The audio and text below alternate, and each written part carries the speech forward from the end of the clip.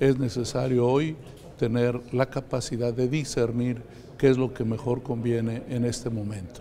Y tenemos muchas luces, tenemos muchos apoyos, especialmente lo que está haciendo el Papa Francisco. Quiere una iglesia misionera, él no quiere una iglesia encerrada en sí misma, él ha dicho iglesia encerrada, iglesia enferma. Creo que hoy las acciones tienen que ser significativas para la gente y el significado más importante es el afectuoso, el cercano. Yo tengo un lema en toda la diócesis, el ABC de la pastoral es un saludo y una sonrisa. Eso es lo básico del encuentro que debemos de tener con la gente.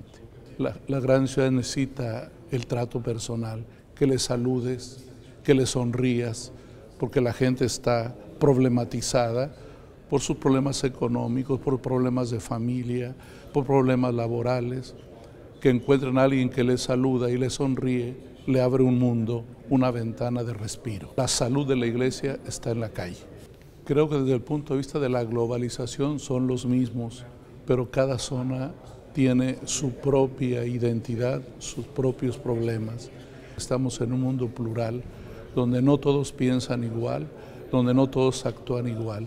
Y esta versatilidad de la respuesta pastoral es hoy un desafío para todos nosotros.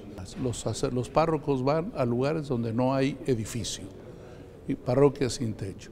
Luego, segundo, para las nuevas zonas urbanas del centro, parroquias en los centros comerciales. Esto trae para nosotros un reto, cómo es percibida la vida parroquial en un centro comercial, cómo no reducirla a un producto más del mercado, sino a un acompañamiento de la gente, con espacios también de encuentro ahí, sobre todo para que los niños tengan en qué divertirse sanamente mientras los adultos están de compras.